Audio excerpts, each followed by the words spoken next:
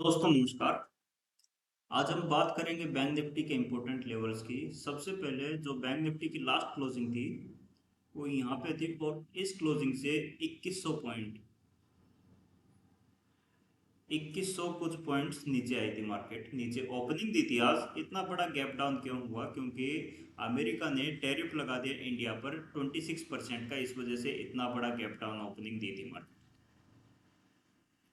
लेकिन जब भी गैप डाउन ओपनिंग होती है, जब भी मार्केट गैप डाउन ओपनिंग करती है, तो उसके बाद एक रिकवरी वाली कैंडल बनाती है। लेकिन इस रिकवरी वाली कैंडल को पहचानने के लिए, आइडेंटिफाई करने के लिए कितना गैप डाउन ओपनिंग करती है, ये देखने के लिए, ये जानने के लिए आप देखते रहें हमारा चैनल मैजिकल मनी ट्रेडिंग। तो चलिए अब हम ट्यूसडे का ट्रेडिंग प्लान करते हैं कि एंट्री कहाँ पर होनी चाहिए और एग्जिट कहाँ पर होना चाहिए ट्रेड ट्यूसडे को।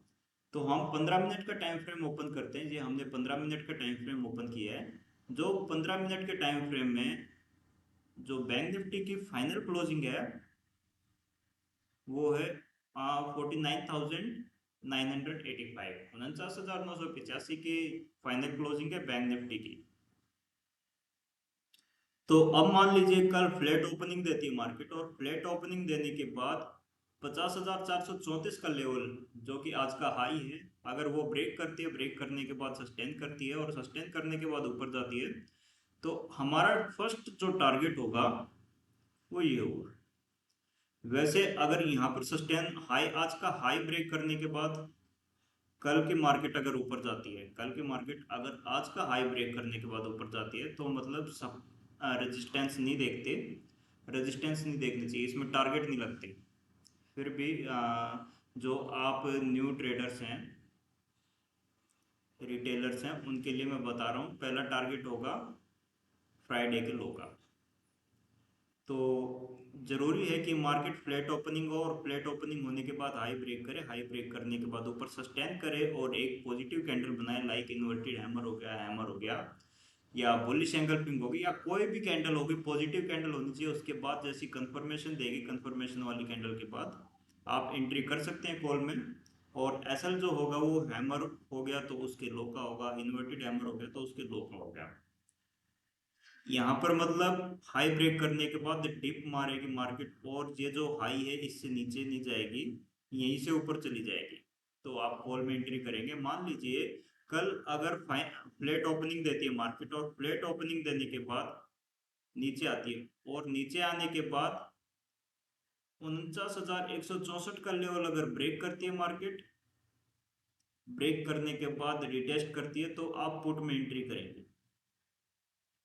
वैसे मार्केट अभी और भी नीचे आने के चांसेस हैं, आ सकती है मार्केट। और कहा तो ये भी जा रहा है कि 1987 वाला फॉल आ सकता है। जिस तरह से 1987 को मार्केट क्रैश हुई थी, तो उसी तरह से क्रैश हो सकती है मार्केट।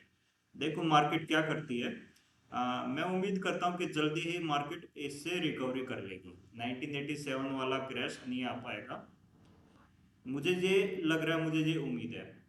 बाकी आपका जो भी पॉइंट ऑफ व्यू होगा वो आप कमेंट में बताएं। एक बार बैंक निफ्टी में वन डे का टाइम फ्रेम और चेक कर लेते हैं। ये बैंक निफ्टी में वन डे का टाइम फ्रेम है।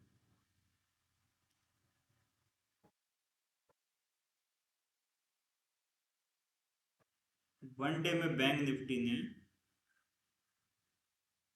डबल टॉप पैटर्न बनाया, और डबल टॉप पैटर्न बनाने के बाद जो सेकंड टॉप था वहां पे एक डोजी कैंडल बनाई है। ये डोजी कैंडल है। डोजी कैंडल बनाने के बाद इसने गैप डाउन ओपनिंग की है। यही डोजी कैंडल यहाँ पर भी बनाई थी, और यहाँ पर क्लोजिंग जो थी यहाँ पर थी, और जो नेक्स्ट डे की ओपनिंग थी मंडे की, यानी पिछले मंडे की, वो ओपनिंग यहाँ पर थी। यानी कि ये डोजी कैंडल बनाई तब भी गैप डाउन ओपनिंग हुई है, और ये डोजी कैंडल बना रही है तब भी गैप डाउन ओपनिंग की है आज मार्केट।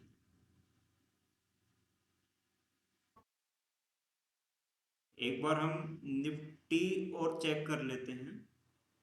बैंक निफ्टी में तो कुछ ऐसा दिखा नहीं मुझे, लेकिन निफ्टी में एक बार चेक कर लेते हैं।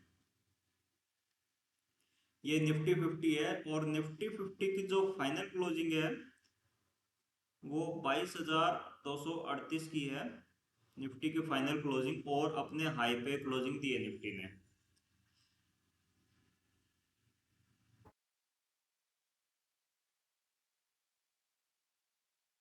निफ्टी में हमने 15 मिनट का टाइम फ्रेम ओपन किया और एक ये लाइन है यहाँ पर, दो बार सपोर्ट लिया निफ्टी ने, इस वजह से ये लाइन इंपॉर्टेंट हो गई है। अब यहाँ पर अगर सस्टेन करती है मार्केट तो ये लाइन इंपॉर्टेंट हो जाती है, सपोर्ट बन जाता है, मजबूत सपोर्ट बन जाता है, जहाँ पर 2 से 3 कैंडल सस्टेन करती हैं। वही 15 मिनट में सस्टेन कर रही है निफ्टी। और जो निफ्टी की फाइनल क्लोजिंग है वो आज के हाई पर है। मान लीजिए कल निफ्टी फ्लैट ओपनिंग देती है और फ्लैट ओपनिंग देने के बाद 22,333 का लेवल, सॉरी, फ्लैट ओपनिंग देने के बाद 22,256 का लेवल अगर ब्रेक करती है तो आप कॉल बाय करेंगे।